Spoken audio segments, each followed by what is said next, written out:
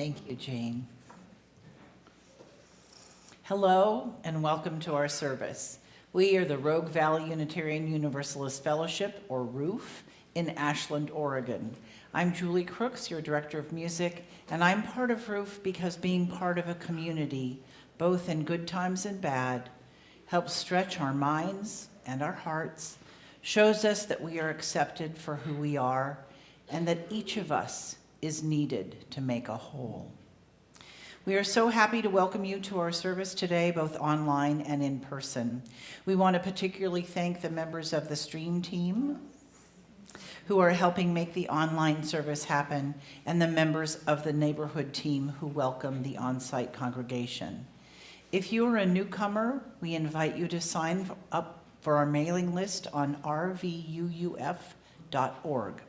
You will receive a weekly email that gives you all the information you need to make your decision about whether you'd like to join us on a Sunday morning on-site or online. You will also learn about other great things going on at RUF. We invite you to join us in our mission, embracing diversity, empowering connection, and engaging in the work.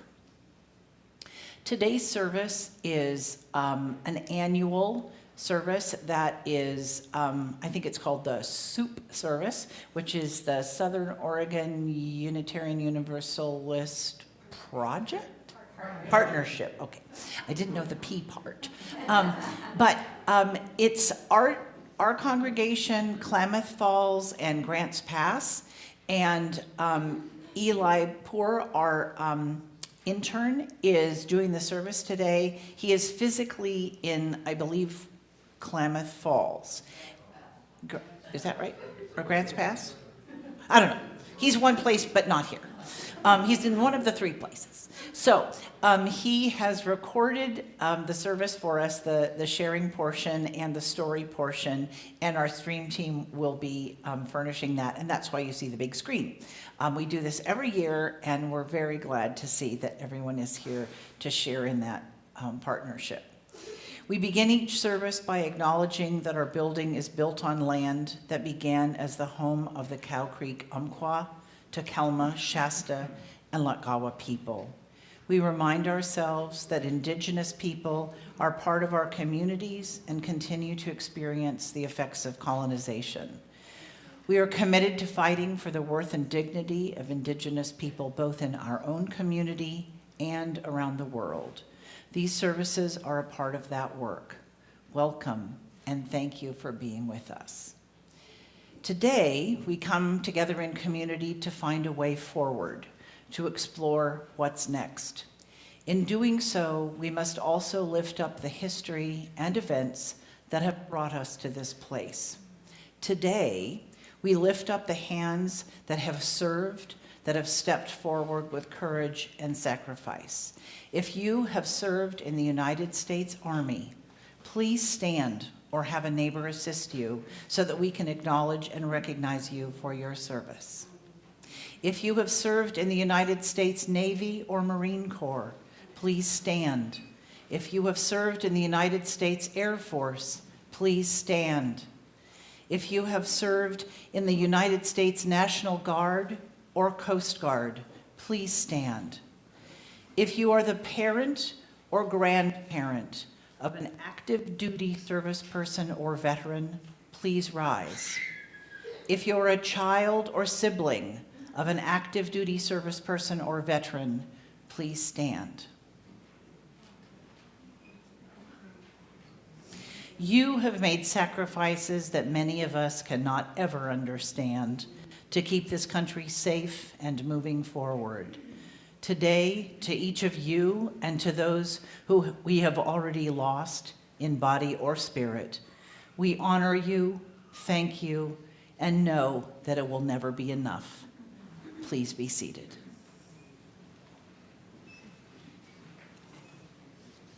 This is the day where I could have had 3 arms and that would have been helpful. Yes, thank you, everybody. Thank you all.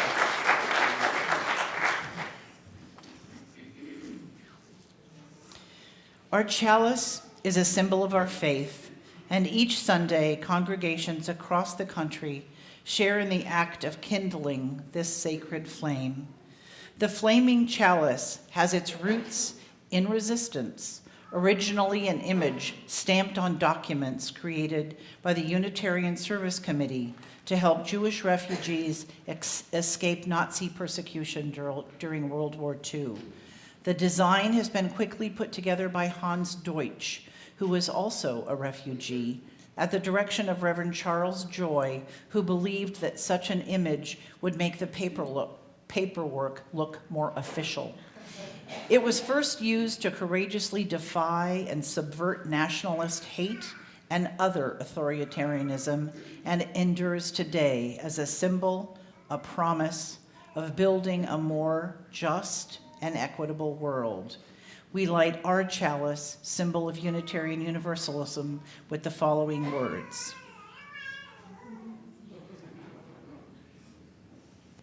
And those are always welcome. May the kindling of this flame bring courage to those feeling anxious, hope to those who despair, and strength to all who strive for justice.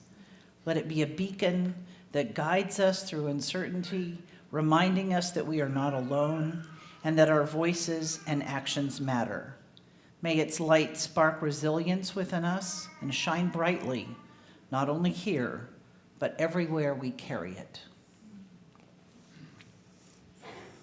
Now, if you would please join me in our opening hymn, number 170 in your gray hymnal. We're going to sing, "We Are a Gentle, Angry People."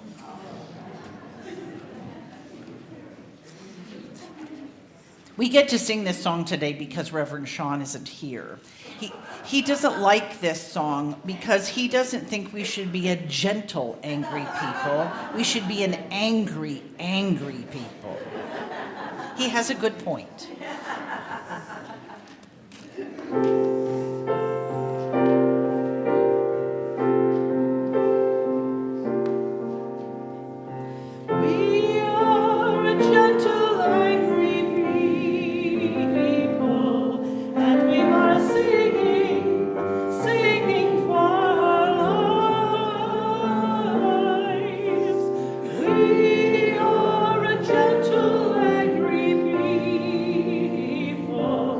And we are singing.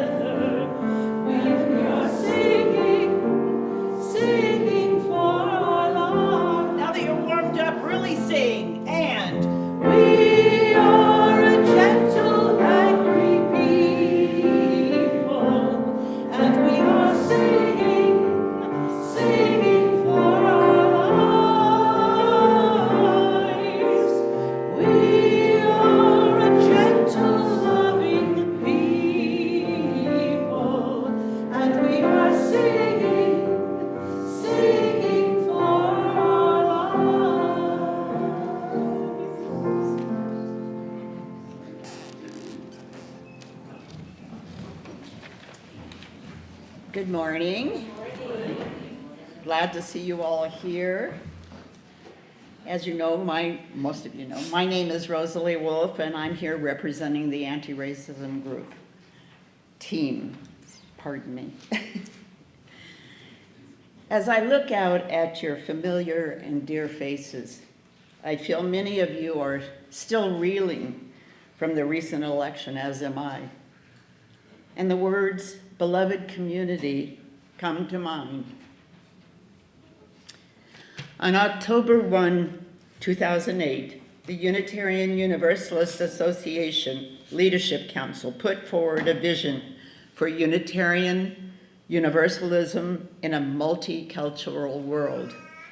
It stated, with humility and courage, born of our history, we are called as Unitarian Universalists to build the beloved community where all souls are welcomed as blessings and the human family lives whole and reconciled. We light this candle today to highlight that vision and our commitment to it.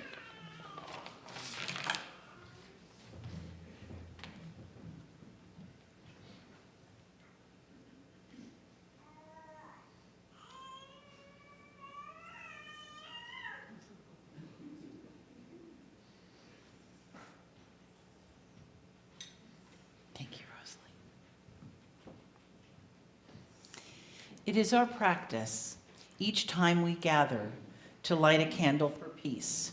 We take this moment to call to mind our commitment to peace of mind, peace in our homes, peace in our communities, and peace in the world. Today's words are from Hafsat Abiola. Peace comes from being able to contribute the best we have and all that we are toward creating a world that supports everyone. But it is also securing the space for others to contribute the best that they have and all that they are.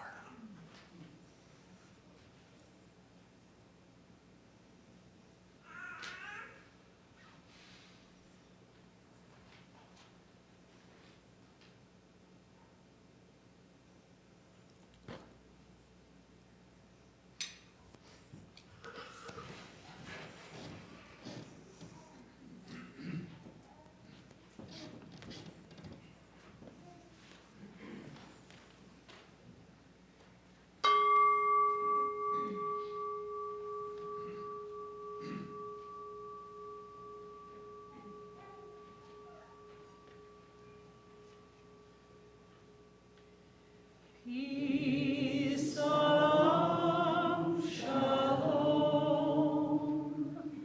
Peace, shalom, shalom. Peace, shalom, shalom. Peace, shalom, shalom.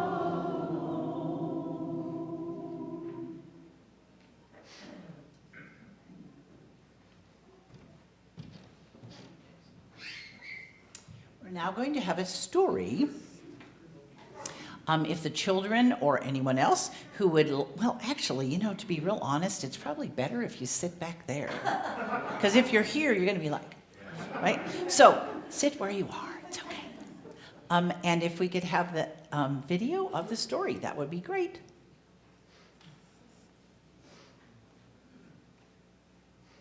I wish we had a dimmer.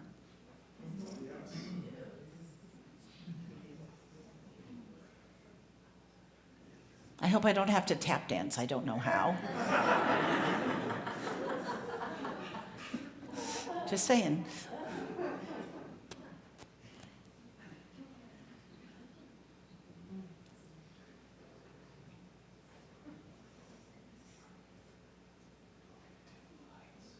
Sure.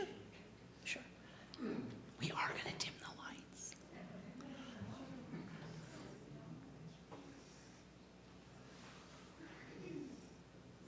Isn't technology wonderful? Wishes do come true. Hey, there you go. Okay, good.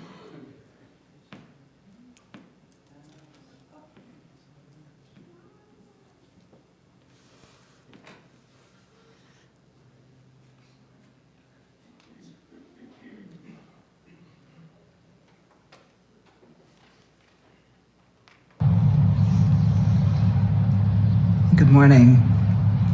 This is Eli, and I'm coming to you live from my backyard where the sun is setting and I'm sitting under a plum tree. I have a book for you this morning called Good People Everywhere. This is written by Linnea Gillen and illustrated by Christina Swerner. Let's check it out.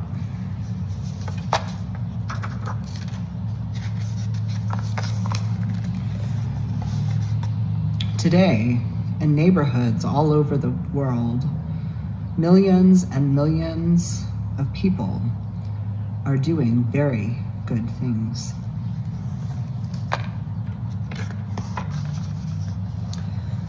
Today, carpenters are building fences and houses and repairing homes that have been damaged by storms.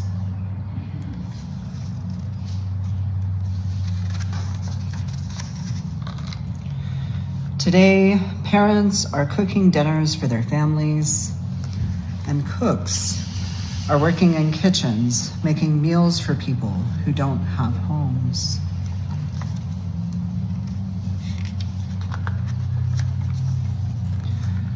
Doctors and midwives are delivering babies and gently passing them into the eager arms of their parents.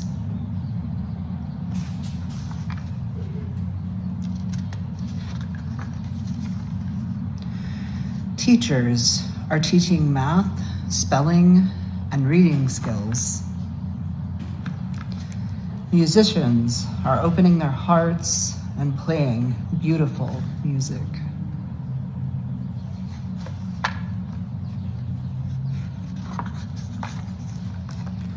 Dancers are leaping across dance floors, practicing performances that will bring joy to their friends, their families, and their communities.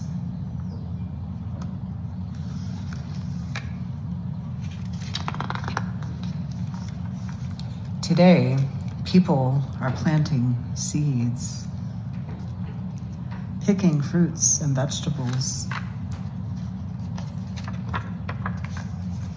and driving them to grocery stores all around the world so you can have a ripe, juicy orange in your lunch.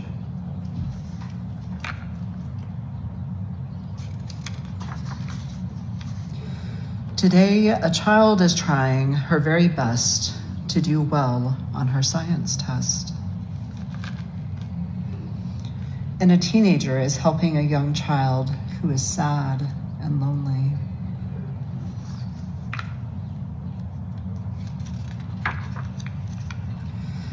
Today, a first grader is helping a friend who has a skinned knee.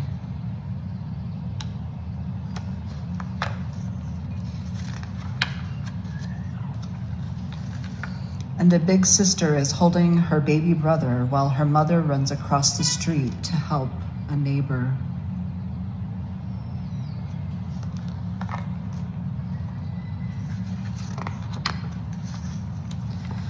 Today, millions and millions of people will do very good things.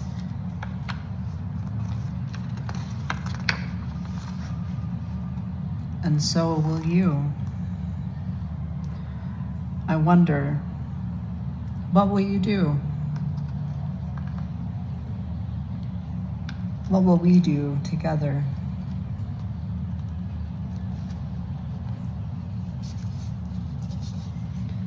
What are some of the good things that you can do today?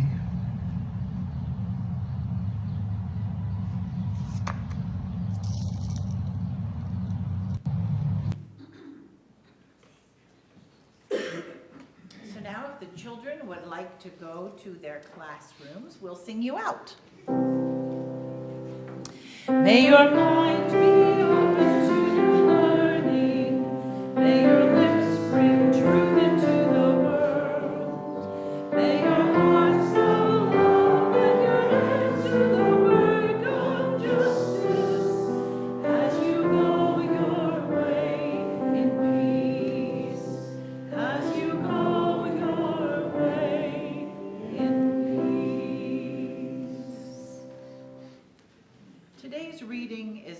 to Survive the Apocalypse by our own Reverend Sean Dennison Parker, or Parker Dennison.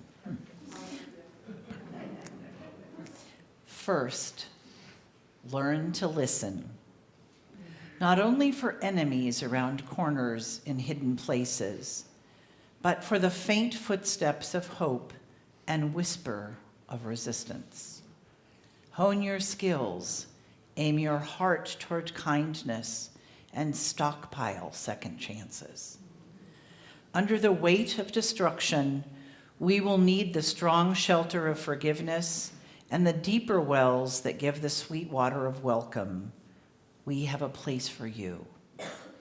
When the world ends, we must not add destruction to destruction, not accept a beggar's bargain to fight death with more death.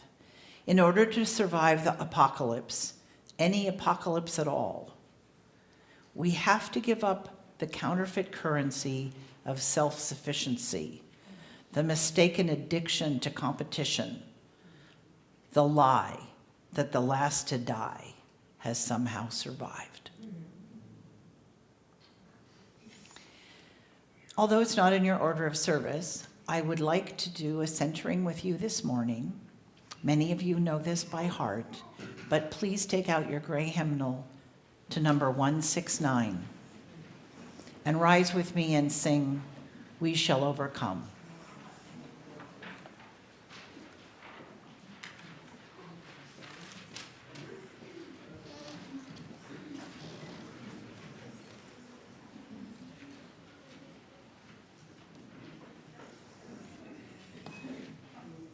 Put yourself in the streets, in your head, holding hands, walking together, and singing from your heart. We shall overcome. We shall overcome. We shall overcome someday. Oh, deep in my heart, I do believe that we shall overcome someday. We'll walk hand in hand. We'll walk hand in hand. We'll walk hand in hand. We'll walk hand in hand someday. Oh, deep in my heart, I do believe that we'll walk hand in hand someday. We shall all be free. We shall all be free. We shall all be free. We shall all be free someday. Oh, deep in my heart, I do believe that we shall all be free someday. And the last verse, we shall live in peace. We shall live in peace. We shall live in peace. We shall live in peace someday. Oh, deep in my heart, I do believe that we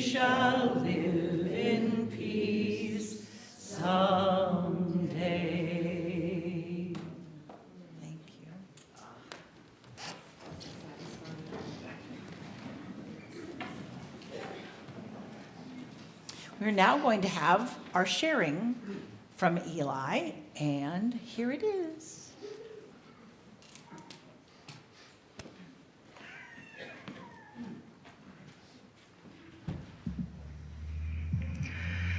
Good morning, friends. What a week we've all had. Today, as we gather here in community, I want to invite us all to pause. Let's truly and deeply pause. Put aside whatever you might be holding in your mind right now, whatever weight you might be carrying, and let's all take a deep and steady breath together.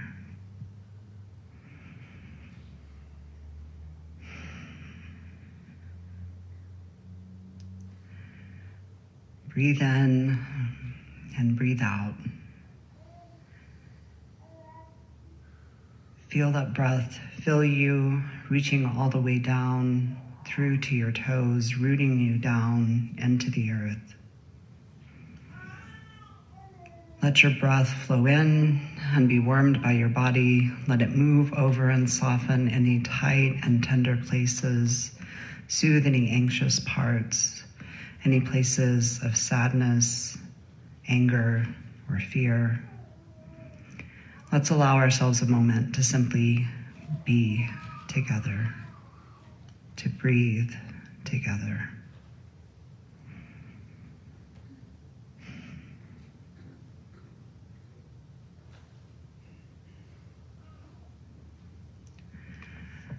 Our breath is the life flowing in us. We are alive, breathing, and present. We're still here. I don't think it's an accident that in so many languages the word for breath also means spirit or life force. In Hebrew, this is ruach. In Greek, it's pneuma. In Latin, it's spir or spiritus. In Sanskrit, it's prana. In Chinese, it's chi. In Greenlandic, it's anursak. In Swedish, anda. In Arabic, ruh. Many others have words that are similar or have roots in both spirit, soul, and breathing. The German Atmen, to breathe, and Atem, breath, are Sanskrit in origin, from Atman, soul. We see these connections in English too: respiration, inspiration, aspiration, from the Latin root spir, spiritus, breath, spirit. Conspiration literally means to breathe together, to come together in spirit. Right now, I'll be perfectly honest, I can't be another voice saying that everything's going to be okay, at least not authentically. The truth is that I want to scream when I hear that. As well-meaning as those voices are, sometimes things just aren't okay, and this is one of those times. What I can do, though, is acknowledge the reality that this is hard. I can say that we aren't alone in feeling sad, afraid, angry, disappointed, or all of these at once. Personally, I fear for myself and my queer and trans beloveds. I fear for my family, which includes children who are Latine and queer, who do drag, who are in a state where if they were to experience a pregnancy, they and the people around them could be targeted with a bounty should anyone assist them in obtaining an abortion. I fear for their trans friends who have stayed in my home after being kicked out by their white nationalist evangelical Christian parents. The same children whose parents have been targeted for investigation by Texas's Child Protective Services for child abuse for providing them gender-affirming care. I fear for my unhoused friends and neighbors, some of whom are undocumented migrants, some of whom are veterans, that despite serving in harrowing wars, yet do not have food, housing, or access to decent physical and mental health care. I'm afraid of seeing this hateful and harmful ideological virus that I've witnessed take hold in my home state spread nationally. Texas now joins Florida on a list of do not travel states put out by a trans safety organization, and I'm fearful of the many more that might be added in the years to come. I know we are shocked, dismayed, and fearful of what's before us. The past couple of weeks have been anxiety-filled, and while I hoped for the best, I was fearful that too many of our communal wounds remain unhealed, that our nation, founded on colonialism and empire, grounded in patriarchy and misogyny and white supremacy culture, was not ready collectively to be led by a person whose identities challenge this hegemony. As I watch the results unfold on a sleepless Tuesday night, I've never been so sad and so angry to have been proven right. And yes, again, in addition to being sad and angry, I'm afraid too. I'm fearful for so many beloveds. The reality is that the people who will suffer the most are those who have already been struggling so much in all of our communities, targeted, cast out, cast aside, and done harm, no matter the state's political leanings. I'm afraid. I've been afraid before as a trans and non-binary person who, depending on how I'm dressed, may or may not pass. Even before the election, I've experienced stares, glares, and outright hostile confrontations. I avoid public restrooms and gendered spaces. When I'm out in certain places, I often wear more masculine clothing, having experienced scrutiny and stares and slurs when my appearance diverges from gendered norms. For my trans beloveds of color and two-spirit folk, especially those who are migrants, this is even more dire, as my whiteness and citizenship afford some protection. Many others are afraid too. All of us who fall outside of the white, middle-class, Euro-American, cis-hetero patriarchal norms, and our allies, those who love us. We gather here today amid profound uncertainty. Many of us feel the weight of the world bearing down, pressing upon our spirits. We live now in an era of profound transition, where the systems of injustice around us seem both impossible to ignore and overwhelming to confront. These are centuries-old structures that are in place: colonialism, white supremacy culture, and other systems of oppression, and they shape so much of our world. Our work to dismantle these systems, to move toward liberation, justice, and love can feel daunting and at times insurmountable. In times like these, I think it's natural to feel afraid. I come to you today, myself afraid and uncertain. It's natural to wonder whether things are going to be okay. But rather than moving straight through this discomfort, as is our cultural tendency, I'd like to invite us to sit with it, befriend it, to use it as a tool. I think it's more honest and more powerful to acknowledge the reality. This is hard. And right now it might not be okay. But like our breath, fear also serves a crucial role in our survival.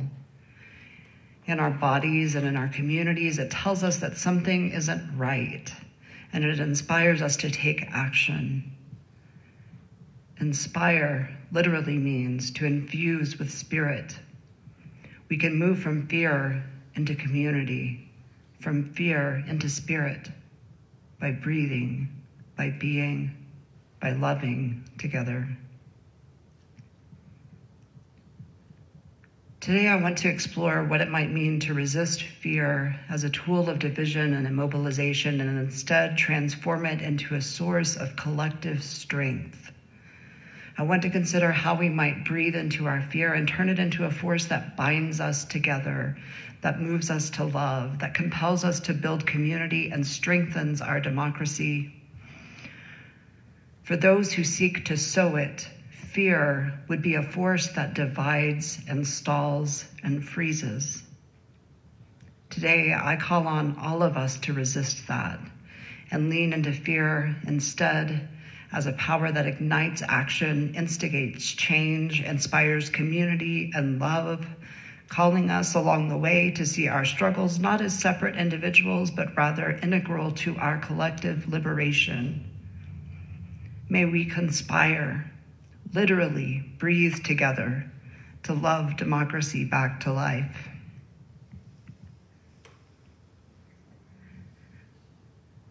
Breathing together is more than just a metaphor. Our breath connects us to each other and to the earth itself. The earth is made of the same stuff which comprises our bones, that moves blood through our hearts.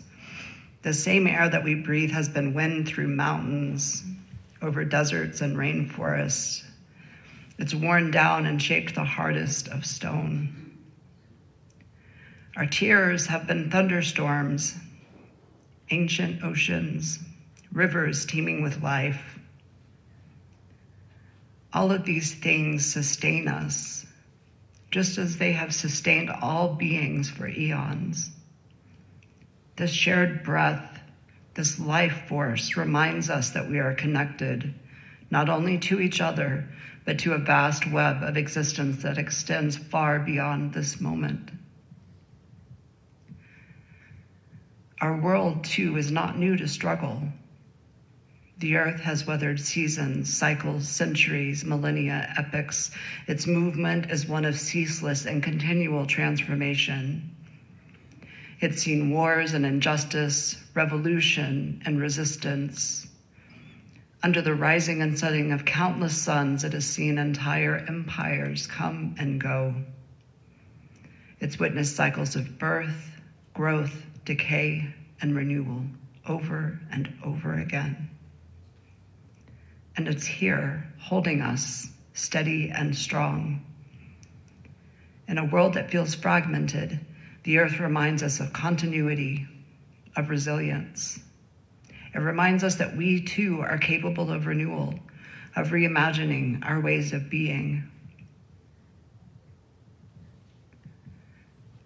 Fear can be an isolating force. It can drive us into self-protection, pulling us away from each other, whispering to us that perhaps we can't trust our neighbors or our own strength. Fear has often been used as a tool of control, a way to silence, separate, and immobilize communities. But we also have the power to transform fear. Instead of letting it turn us inward, we can let it pull us toward each other, toward our enduring connections to the cycles that go on all around us all the time. Despite our fear, the sun rose and set on November 6th, just as it did this morning, as it will for the next 4 years and long after. Just now, the trees are showing off their colors, their brilliance in vibrant oranges, scarlet, crimson, plum, glittering gold, sunbeam yellows. And all around the world, people are caring for each other, tending to each other in communities just like this one. Consider this. When we sense the presence of injustice or violence, fear stirs within us, calling us to pay attention and respond. Rather than letting fear drive us to inaction or to hopelessness, what if we let it guide us to action? What if we saw it as a sign that our world is ready for change and that we have a role to play in making that change real? Already, fear has sparked action and movement, and may we continue to allow it to be the force that binds us together in mutual care and resilience.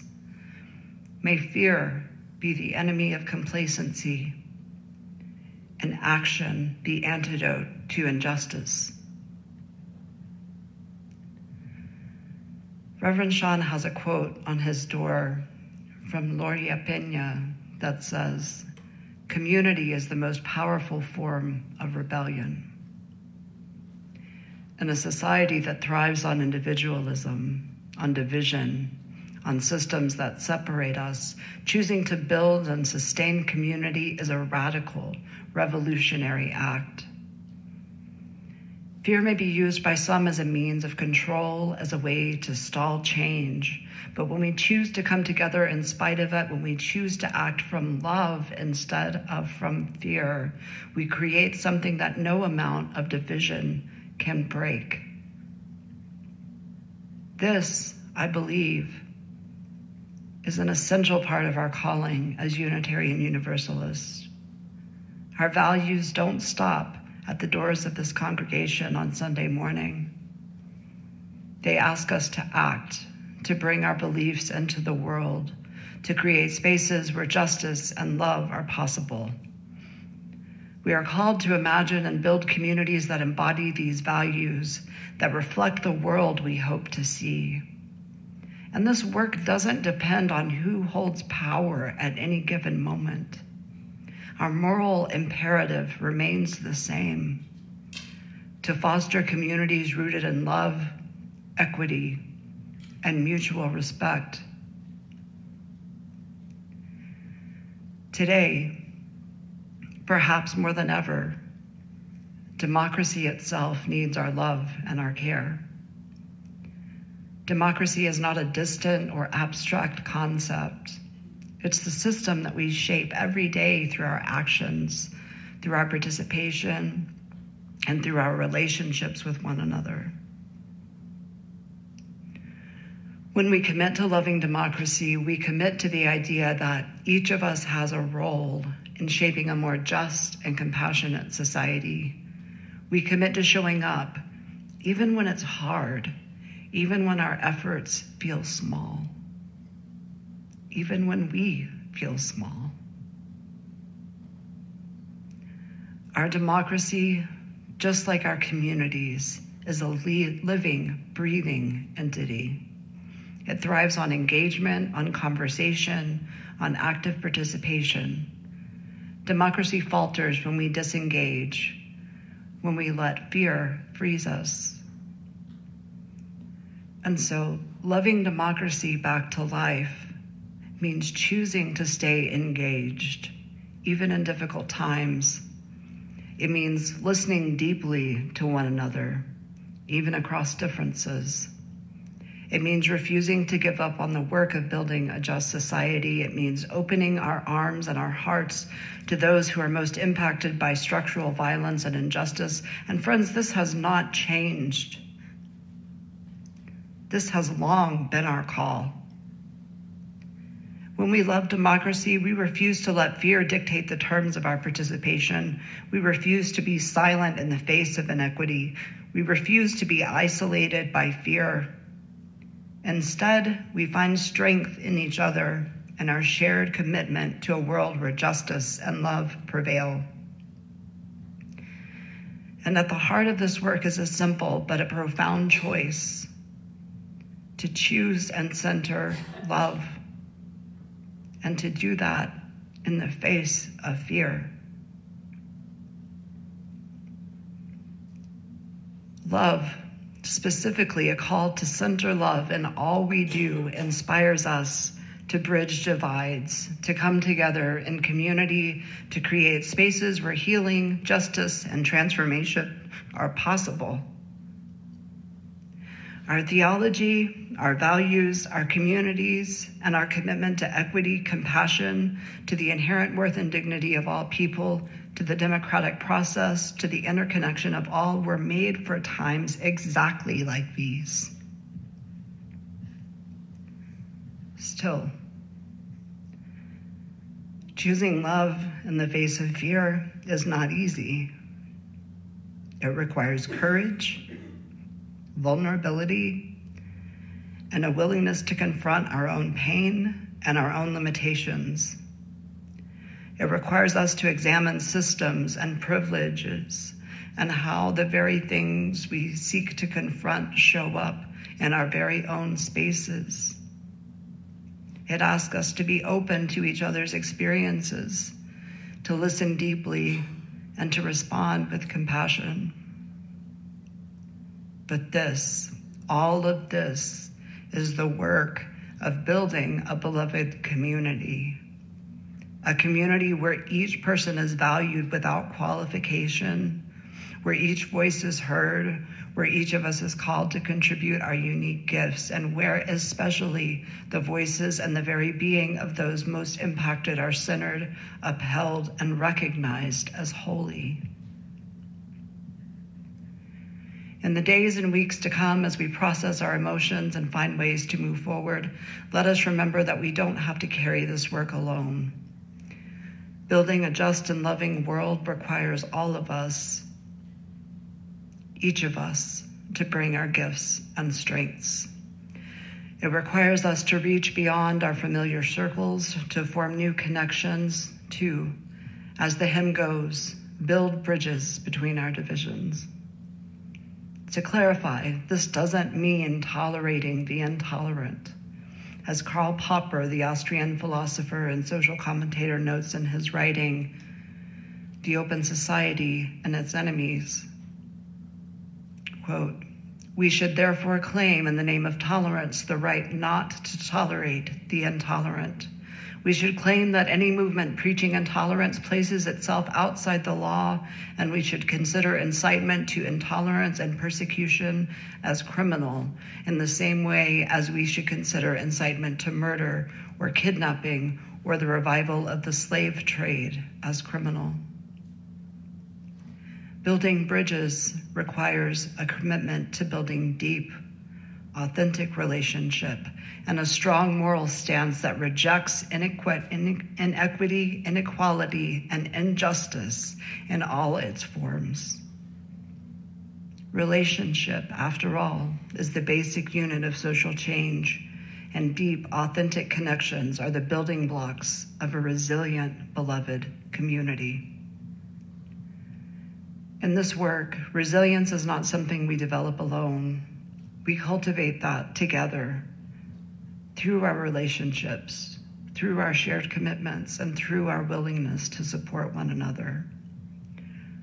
Resilience is the fruit of community, the result of a shared commitment to holding each other up, to offering strength when one of us stumbles, to providing light when one of us feels lost. In times of difficulty, as Fred Rogers says, we often look for helpers, for people who embody compassion, kindness, and courage. But let's also remember that each of us is a helper too, to offer a hand, to be a source of support for someone else. In this age of uncertainty, we can be agents of hope, of love, of resilience. As we move forward, I invite each of us to reflect on how we can be sources of love and strength in our communities. Perhaps after the service and in the coming months, we might find spaces to share these reflections with one another. There are many ways to show up, many ways to practice the values we hold dear. Some of these are small, simple acts, a phone call, a listening ear, a shared meal.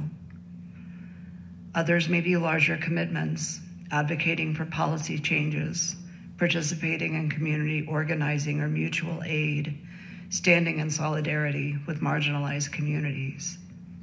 But each of these acts, big or small, is an expression of our commitment to justice, love, community, and the holiness of all people. Each is a way of choosing love over fear, of choosing to build a world where each of us is valued, where each of us has a place, where each of us is held. As we bring this to a close, let's pause again to breathe deeply.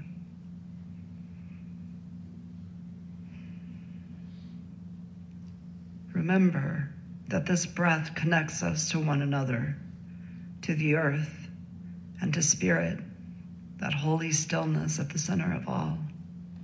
It's always there. May we carry with us the spirit of this shared breath, the spirit of this community. And let us remember that we're not alone, that we're held by one another, held by spirit, held by commitment, justice, and by love. May it ever be so. Amen, Ashe, and blessed be.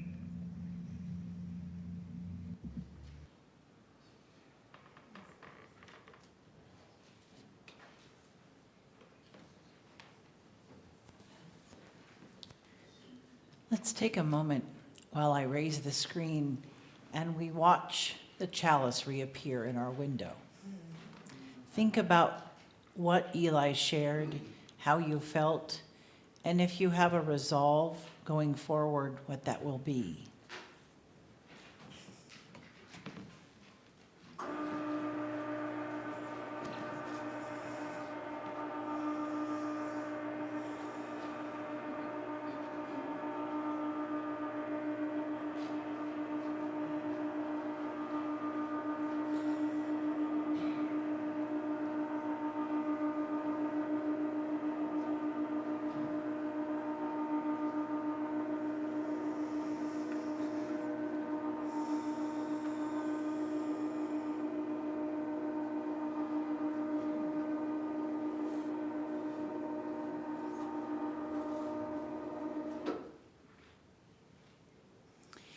Each week, we take an offering to support the mission and the work of our congregation.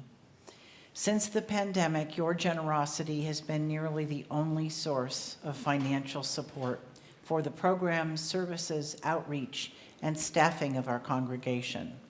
Your giving is immediately put to work, putting our principles into action in our community and beyond. If you are joining us online, you can mail your gift to 87 4th Street, Ashland, Oregon, 97520. To give online, go to tinyurl.com/RVUUF offering and follow the instructions there. To give by text, simply text a $ and the amount you'd like to donate to 541-229-4229. If you need support, please contact Reverend Sean using the form on rvuuf.org. We will do our best to help. For these gifts and all the gifts you bring to this community and into this world, thank you.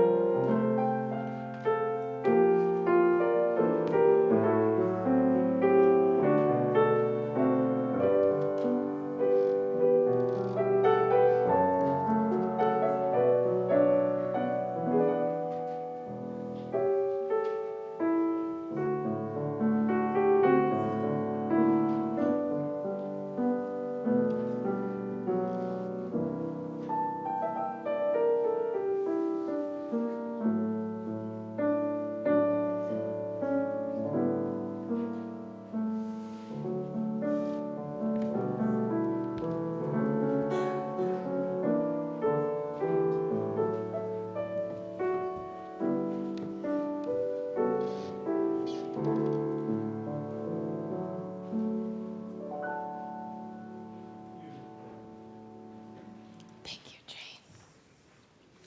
For the work of this fellowship, which is weaving a tapestry of love we call community, we dedicate our lives to this, our offering.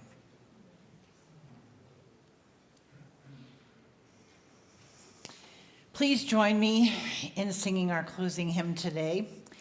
The words are by a Unitarian. The music, of course, is by Sibelius. Please rise and join me in singing from your gray hymnal, number 318, We Will Be One, or we would.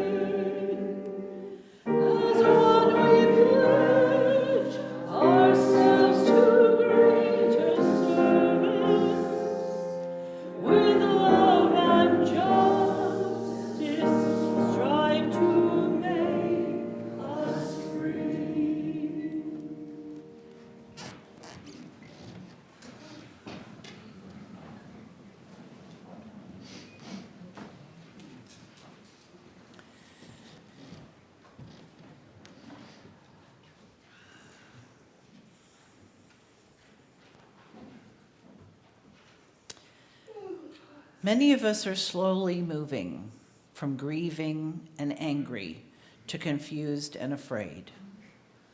Our world is changing, and as painful as it might be, it presents us an opportunity for growth, unlike many we have seen before. The Buddhist parable of a monk offers us a saying, "Meet what arrives." The time ahead can teach us who we truly are and how we can apply our deeply held principles to each day and to each challenge. Protect yourself from the noise around you and listen to your heart and soul. Our task ahead is to find the courage to lift each other up. Luckily for us, we do not have to travel the road ahead alone, and we have a chalice to light the way.